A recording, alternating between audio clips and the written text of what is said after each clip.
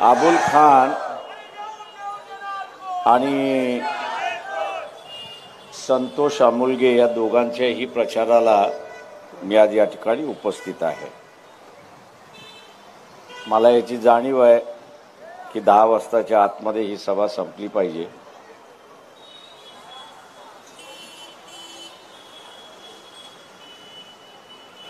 अनेक प्रश्न आहेत की ज्याची उत्तरं ही आपण आज सारा वाट बघतो आहोत।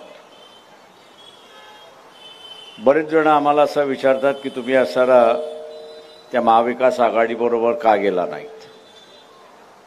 मी म्हटलं हा मला विचारण्यापेक्षा त्यांना विचारलं तर अधिक चांगलं आहे असं मी त्या ठिकाणी मानतोय। याचं कारण की जे सगळे इन्क्वायरी खाली आहेत, मग ती सोनिया गांधी आहे, राहुल गांधी आहे, खरगे आहेत, सेनेचे नेते आहेत, हे सगळे इन्क्वायरी खाली आहेत, एका प्रकारचे घाबरलेले आहेत की उद्या मोदी जर सत्तेमध्ये आला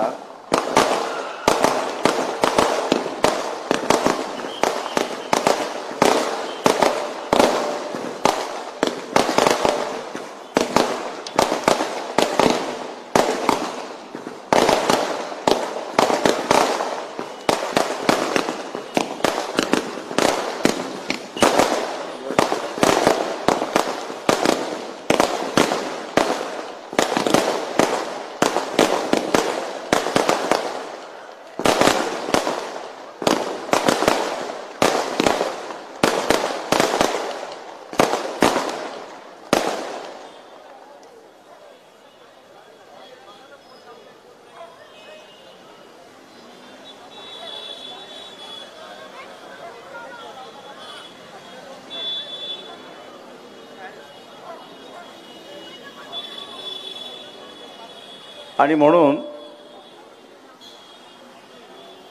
मी असं म्हणायचो त्यांनाच तुम्ही विचारा की मला का घेतलं नाही म्हणून। या सगळ्यांची अडचण जी आहे ती अडचण माझ्या अंदाजाने मुस्लिम समाजाच्या असणाऱ्या इंटेलेक्च्युअल फोरमनी सुद्धा मांडलेली आहे की आपण सेक्युलर मतावरती लढणार,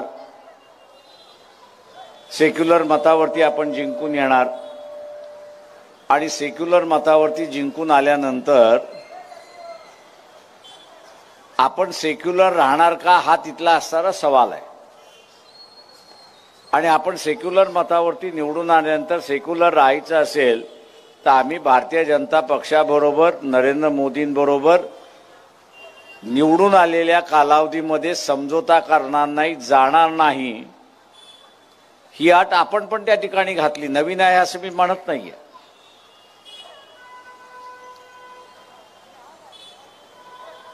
की आम्ही बीजेपी बरोबर नरेंद्र मोदी बरोबर निवडून आल्यानंतर जाणार नाही, 5 वर्ष आम्ही समझोता करणार नाही, याचं मतदाराला आपण असणारं आश्वासन दिलं पाहिजे आणि प्रत्येक पक्षाने लिहून त्या ठिकाणी दिलं पाहिजे मतदाराला की आम्ही जाणार नाही। त्यांच्या लक्षात आलं की हा अट मान्य झाली तर आपल्यावरती कारवाई झाल्याशिवाय राहणार नाही आणि म्हणून यांनाच बाहेर घालवा। त्यांनी आम्हाला बाहेर घालवलं, फार चांगलं केलं, मी त्यांचं स्वागत करतोय। परंतु आजच्या कालावधीमध्ये आपण असणारं 1 कोटीपर्यंत असणारा मतदान घेऊ अशी असणारी परिस्थिती आलेली आहे।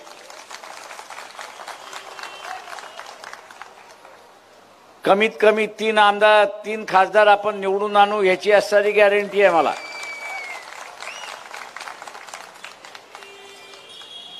ती गॅरंटी आहे। म्हणजे चांगल्यात वाईट म्हणतात ना, तसं झालं असं मी त्या ठिकाणी मानतोय। पण इथे असणारं जे आहे की सेक्युलर मतावरती असणारं राजकारण करायचं, त्यांची मतं घ्यायची आणि भारतीय जनता पक्षाबरोबर बसायचं, हा जो दुगलपणा आहे तो दुगलपणा होऊ नये म्हणून आपण असणारं ती आट घातली ती अट आजही मान्य केलेली नाही आणि लिहून देत नाही अशी असणारी परिस्थिती आहे. आणि म्हणून ही सगळ्यात मोठी अट कोणाची असेल तर इथल्या मुस्लिम समाजाची. आपण असणारं लक्षात घ्या. मी इथल्या असणाऱ्या मुसलमानांना आवाहन करणार आहे की प्रचार चाललेला आहे. काय प्रचार चाललेला आहे की बीजेपीला आपल्याला असणारा हरवायचं आहे. हरवलं पाहिजे ना, कोण नको म्हणतंय. 544 जागा आहेत ना, एक नॉमिनेटेड जागा आहे त्याच्यामध्ये. 544 जागेमध्ये एक जागा नॉमिनेट असते, उरलेल्या हरवण्यासाठी आहेत ना. या 4 जागा आहेत मुंबईतल्या असणाऱ्या 4 जागा आहेत की त्या इथल्या असणाऱ्या मुस्लिम समाजाचा आणि असणारा एक बौद्ध समाजाचा उमेदवार आहे. उरलेल्या ह्याच्यावरती हरवा. या ठिकाणी जे आहे ते मुस्लिम मतदाराने स्वतःला मतदान दिलं पाहिजे आणि ते दिलं तरच त्याला असणारा त्याची जी तक्रार आहे की आम्हाला असणारा उमेदवारी देत नाही, ती तक्रार कुठेतरी बाहेर जायला अशी असणारी परिस्थिती आहे. तुम्ही याच 4 मतदारसंघामध्ये भारतीय जनता पक्षाला हरवलं पाहिजे. भारतीय जनता पक्षाला हरवलं पाहिजे. हा तुंतुना कशासाठी लावताय? उरलेल्या मतदारसंघामध्ये का तुंतुना लावत नाही? मी असणारा कुठे कुठे असणारा या सगळ्यांची महाराष्ट्रामध्ये जे इलेक्शन झालं, ज्या झालेल्या इलेक्शनमध्ये कुठल्या कुठल्या मतदारसंघामध्ये यांनी मॅच फिक्सिंग केली हे मी सांगू शकतो. रावेर मतदारसंघ आहे, मागितला कोणासाठी उमेदवार कोणाला उभा केला. कल्याण मतदारसंघ एकनाथ शिंदे बरोबर मॅच फिक्सिंग झालेली सरळ सरळ असताना त्या ठिकाणी सेनेची दिसते. बीडमध्ये सुद्धा तीच परिस्थिती त्या ठिकाणी दिसते. अनेक मतदारसंघ आहेत की ज्या अनेक मतदारसंघामध्ये मिलीजुली ज्याला आपण म्हणतो अशी असणारी परिस्थिती आहे. आणि उरलेल्या मतदारसंघामध्ये भारतीय जनता पक्षाचा उमेदवार असेल किंवा काँग्रेसचा उमेदवार असेल किंवा एनसीपीचा उमेदवार असेल किंवा असणारा उभाटा सेनेचा उमेदवार असेल, हा कुटुंबातलाही हे आपण असणारा लक्षात घ्या. काका असेल तर मामा आहे, चुलता असेल तर काका आहे, अशी असणारी उमेदवारी घरामध्येच त्या ठिकाणी दिलेली आहे. आणि म्हणून आम्ही म्हटलं होतं की आम्ही इथे तुमच्या बरोबर आल्यानंतर घराणेशाहीला पाठिंबा देणार नाही आणि तुम्हालाही त्या ठिकाणी आम्ही देऊ देणार नाही. आज असणारा तीच परिस्थिती आपल्याला दिसते. महाराष्ट्रामध्ये तीच परिस्थिती आहे. ही मोडून काढल्याशिवाय विकास होणार नाही हे लक्षात घ्या. धारावीचा असणारा विकास असेल किंवा मुंबईतल्या झोपडपट्ट्यांमधला विकास असेल, यांचं धोरण आणि ब्रिटिशांचं धोरण एकच आहे. ब्रिटिशांना कामगार पाहिजे होता, तो मुंबईत आला पाहिजे म्हणून बीडीडी चाळी बांधल्या. यांना पैसे कमवायचे, जमिनी पाहिजेत म्हणून एसआरए काढली आणि असणारा 300-350 स्क्वेअर फूट द्यायला त्या ठिकाणी लागले. अबुल हसन आणि संतोष यांना तुम्ही असणारा जर निवडून दिलं तर मी निश्चितपणे आपल्याला असणारा सांगतो की आमचा जो नियम आहे की एका कुटुंबाला कमीत कमी 500 स्क्वेअर फुटाची जागा लागते, तो नियम आम्ही केल्याशिवाय राहणार नाही.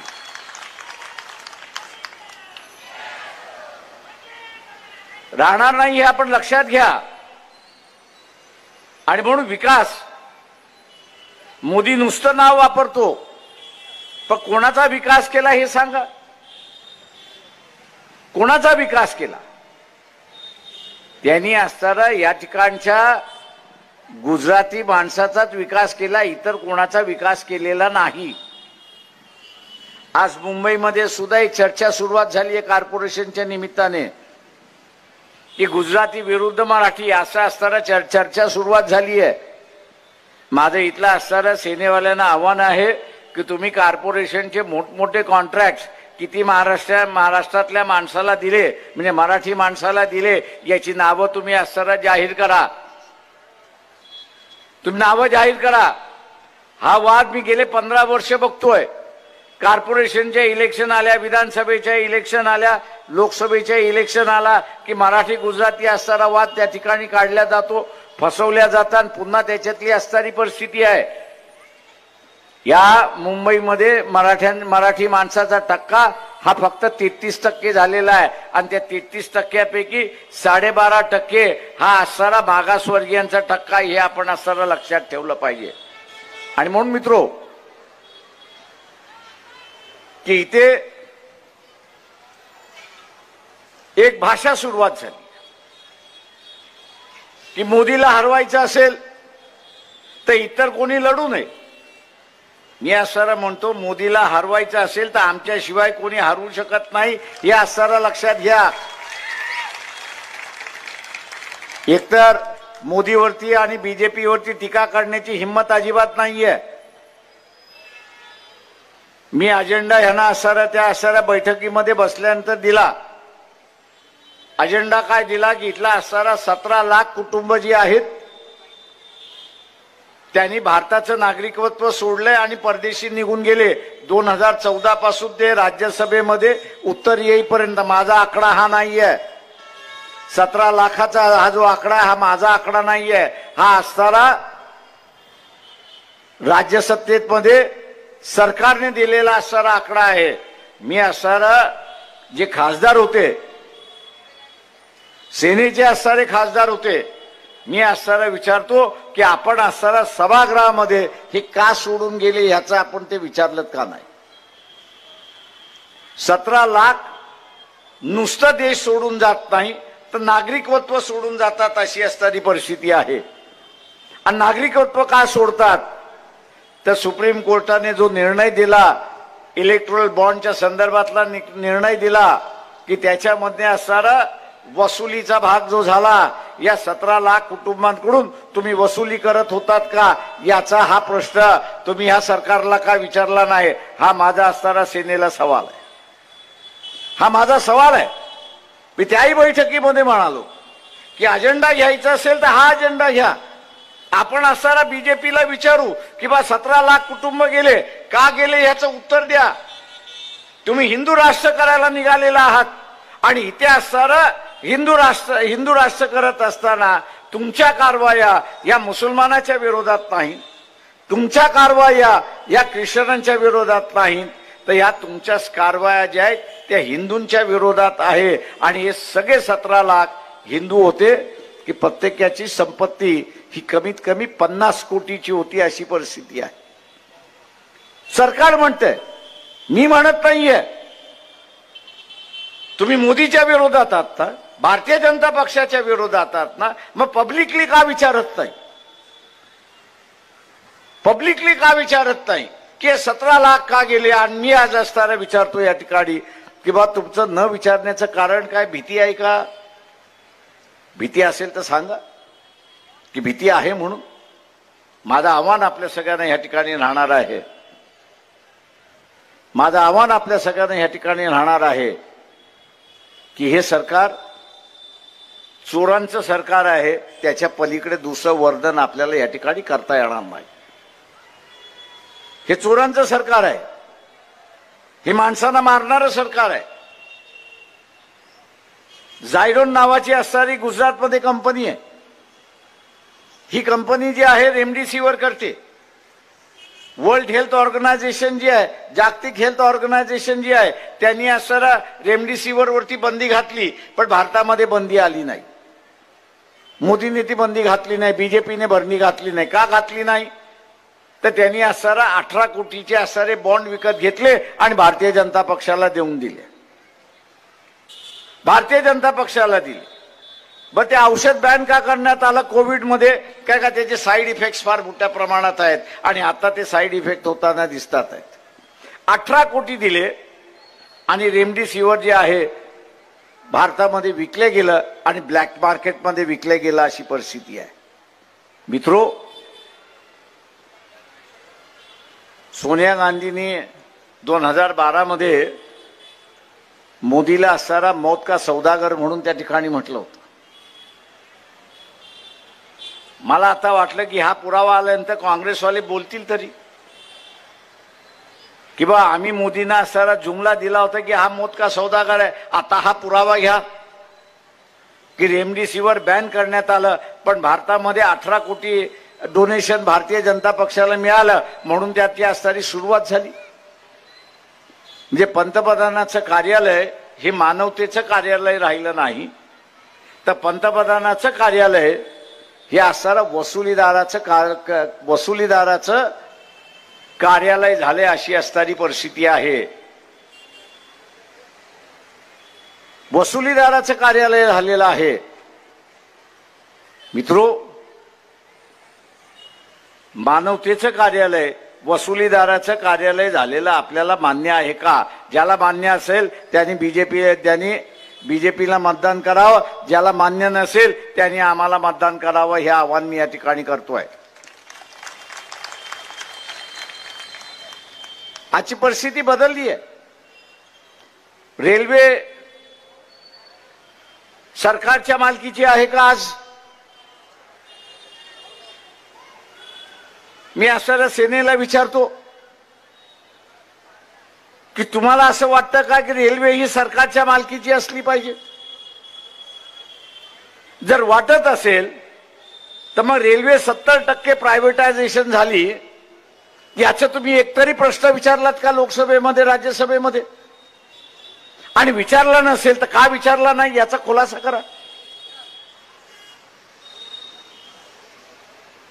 म्हणजे रेल्वे 70% खाजगी झालेली आहे, 30% फक्त असणारा शासनाची राहिलेली आहे. तीच अवस्था पुढच्या 5 वर्षामध्ये बँकांची होणार आहे. तीच 5 वर्षामध्ये असणारा इथल्या नवरत्न कंपन्या ज्या आहेत त्यांची असणारं होणार आहे. आणि का होणार आहे? तर सरकार चालवायला या शासनाकडे पैसा नाही. गेला कुठे? हा असणारा प्रश्न आहे.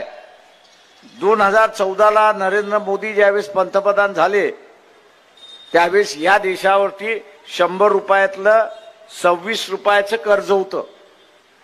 26 रुपयाचं कर्ज होतं. आज इलेक्शन आहे, मोदी निवडून येतील की न येतील माहित नाही, बीजेपी सत्तेवरती येईल की न येईल माहित नाही, पण त्यांनी असणारं कर्ज 100 रुपयातलं कर्ज 84 रुपये त्या ठिकाणी केलेलं आहे. 84 रुपये केलेला आहे. आणि 2026 मध्ये जागतिक बँक असं म्हणतंय की हे असणारं कर्ज 96 रुपयावरती त्या ठिकाणी जाणार आहे. म्हणजे देश चालवायला फक्त 4 रुपये राहतील अशी असणारी परिस्थिती आहे. ही जी रेल्वे विकली किंवा आता असणारा मोदी म्हणतात आहेत की मी ऑइल कंपन्या विकणार आहे, इथल्या असणाऱ्या लोखंडाच्या कंपन्या आहेत त्या मी विकणार आहेत, याचं कारण का? याचं कारण 4 रुपयामध्ये असणारा देश चालवू शकत नाही. घरातलंच उदाहरण आपण घेतलं. एखाद्याचा 20,000चा पगार असेल, त्यांनी लोन काढलं, 12,000चा हप्ता झाला, फेडला नाही, तो 16,000 झाला, उरले त्याच्याकडे 4,000. 4,000मध्ये तो घर चालवू शकतो का? चालू शकत नाही. जी घराची अवस्था तीच देशाची अवस्था. जी घराची अवस्था तीच देशाची असणारी अवस्था. जर 4,000मध्ये घर चालू शकत नाही तर 4 रुपयामध्ये असणारा घर देश कसा चालणार अशी परिस्थिती आहे. आणि मग देश चालवायचा असेल तर मग माझ्या भाषेमध्ये आणि माझ्या उदाहरणामध्ये दारुड्याची असणारी उपमा मी असणारा देत असतो. दारुड्या एकदा असणारा बेरोजगार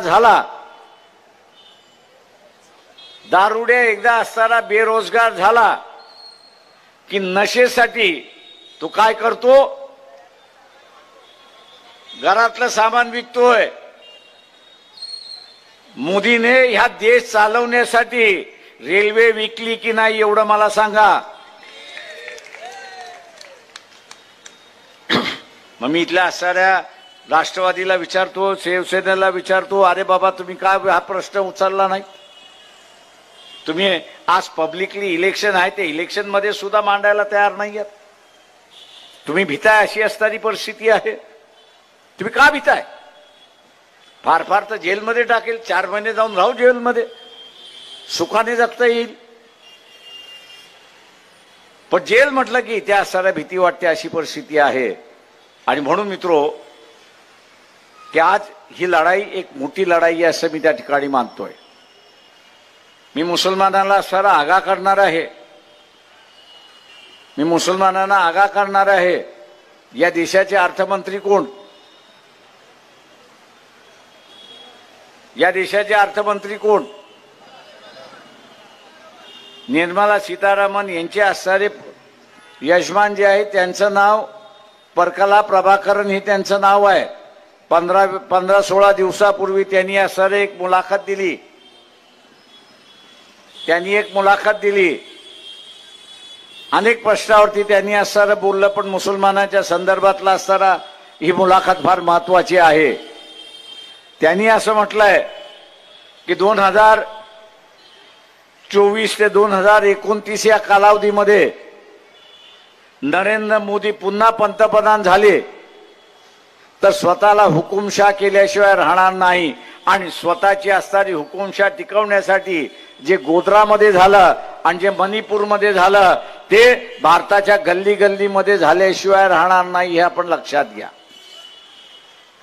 काय का हुकुमशाहला स्वतःची खुर्ची वाचवायची आहे, आणि हुकुमशाहला स्वतःची खुर्ची वाचवायची असेल तर समाज अशांततेमध्ये त्या ठिकाणी ठेवला पाहिजे. आणि अशांततेमध्ये ठेवायचा असेल तर दंगलीशिवाय दुसरा मार्ग नाही, हा असताना लक्षात घ्या. आणि त्या दंगलीचं टार्गेट कोण होणार आहे तर इथला मुसलमान आणि ख्रिश्चन हा टार्गेट पहिल्यांदा झाल्याशिवाय राहणार नाही. हे मी बोलत नाहीये. या देशाच्या अर्थमंत्री ज्या आहेत निर्मला सीतारामन, त्यांचे असणारे पती परकला प्रभाकरन यांची मुलाखत YouTube वरती आहे, ती आपण ऐका, अशी असणारी परिस्थिती आहे. आणि म्हणून काँग्रेसची एक ऍडव्हर्टाइजमेंट आहे. काय ऍडव्हर्टाइजमेंट आहे बीजेपी मोदीच्या संदर्भात, की इथला असणारा करप्ट माणूस मोदीकडे गेला की त्या वॉशिंग मशीन मध्ये टाकल्यानंतर तो असणारा धुत्या तांदळासारखा होतो, अशी असणारी ती ऍडव्हर्टाइजमेंट आहे. मी इथल्या मुसलमानांना विचारतोय काँग्रेसकडे अजून एक मशीन आहे का, की जे धर्मवादी होते ते धर्माचीच राजकारण त्या ठिकाणी करत होते. काँग्रेसने अशी काय मशीन काढलेली आहे का की त्यांचा असणारा ब्रेन वॉशिंग होतं, ते धर्मवादी न राहता ते सेक्युलरवादी होतात, अशी वॉशिंग मशीन काढलेली असेल तर सांगा, इथल्या सगळ्या धर्मवाद्यांना त्या वॉशिंग मशीन मध्ये टाकू आणि सेक्युलर करू, अशी असणारी परिस्थिती आहे. मित्रो, जी माणसं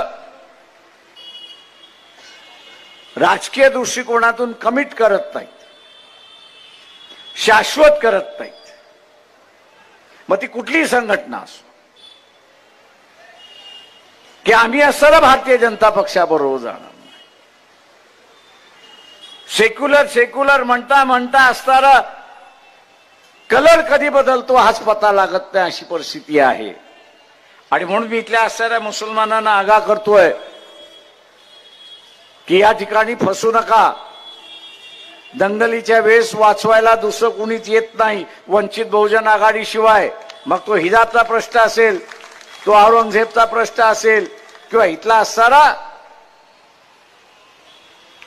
अल्लाच्या संदर्भातला प्रश्न असेल, किंवा दंगलीच्या संदर्भातला प्रश्न असेल, उरलेले सगळे मुख गिळून भूमिका घेतात, अशी असणारी परिस्थिती आहे.